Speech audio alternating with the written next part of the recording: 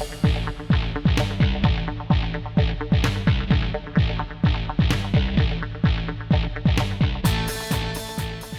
what's up everyone? Jonathan Thames here from Rosie and Ernie Productions, and welcome to the Multimedia Mega Fan channel. In today's video, we're diving into the 2019 film Shazam, which is the 7th installment into the DCEU and marks part 7 of our DCEU review series.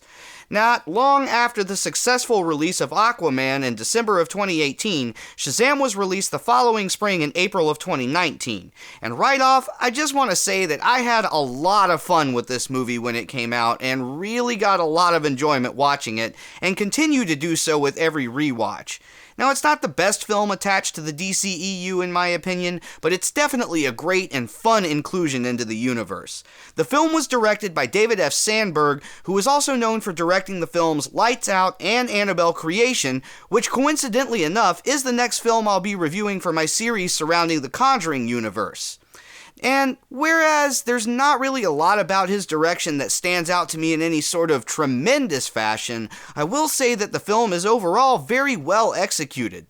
The scenes that are meant to connect me with the characters do that, and do it very well. In fact, there are a lot of people out there who would probably argue that character development is this movie's biggest strength.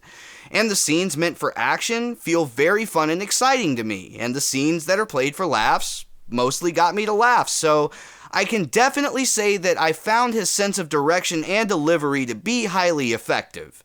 The visuals, whereas they aren't the most finessed or defined in terms of CG at times, they still look pretty awesome for the most part, and I think they definitely fit in pretty well with the movie's fun and emotionally animated atmosphere. Again, every scene that was meant to bring on the action felt very fun and exciting, so any lack of finesse or definition with the CG I think can be easily overlooked, and the flaws don't significantly stand out or make it feel out of place in any way. The score by Benjamin Wallfisch accompanies the film very well, whereas I don't necessarily find it to be the most memorable or stand out in any sort of big way. Like the direction, it definitely executed its task well and helped to effectively convey the desired emotions throughout the movie. Again, when I say the big action scenes felt fun and exciting, the music plays a big part in that.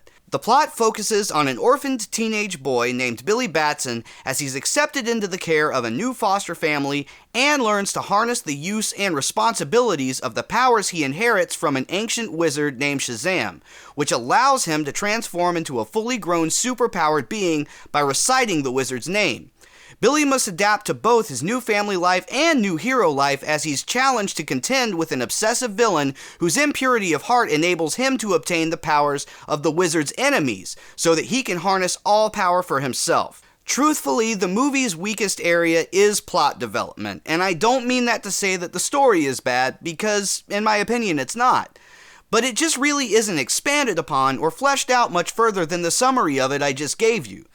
And it does feel like the film sacrificed developing that story a little bit further over dedicating time to character development, which did create a little bit of an unbalanced feeling from a written standpoint, especially within a superhero movie. Now that being said, the character development was again very strong, and the characters themselves were all engaging and entertaining and added something of value to the story. And everyone in the cast plays their characters very well. I really didn't feel like there were any performances that came across as being lackluster.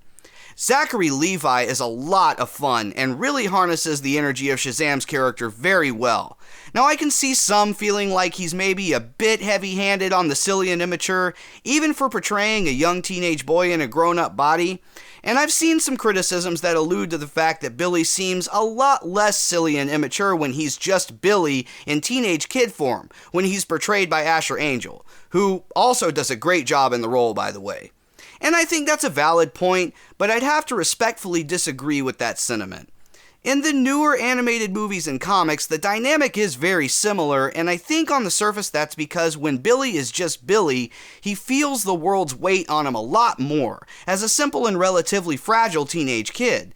And when he's able to transform into this highly superpowered individual, then suddenly those particular, more emotionally heavy burdens don't feel as overpowering.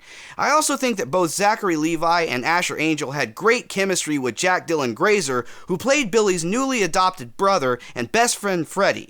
He was absolutely awesome. He was on point with the majority of his delivery and comedic timing, but he also did a good job conveying the moments of genuine emotion and sincerity. I really enjoyed his performance in this and in the movie It, so I really look forward to seeing more roles from him in the future. And Mark Strong, I don't even think he is capable of delivering a bad performance, because he stands out in my mind with every single role I've ever seen him in, and this is no exception. I love him as Dr. Savannah. My favorite thing about him as an actor is his ability to deliver intense and intimidating, as well as his ability to deliver tongue-in-cheek, and I'm really glad he had the opportunity to do both of those things in this role, and that those opportunities felt appropriately placed.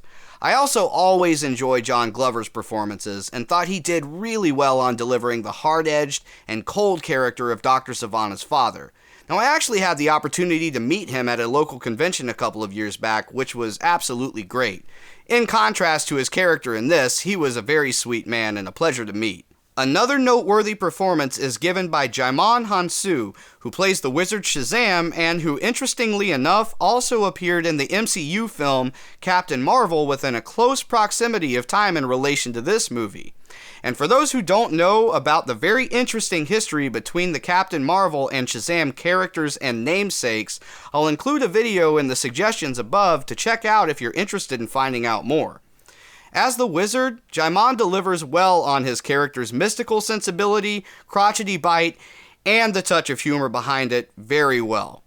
Overall, I give the movie a rating of an 8 out of 10 and think it's another amazingly fun and fitting inclusion into the DCEU catalog, and would strongly recommend it to anyone who enjoys superhero movies, especially more lighthearted ones. But, again, if you've already seen the movie or you decide that you want to go check it out after watching this review, please come back and let me know what you thought about it in the comments below. I want to thank everybody for watching today's review. I hope that everyone out there is doing well, and I'll see you all in the next video.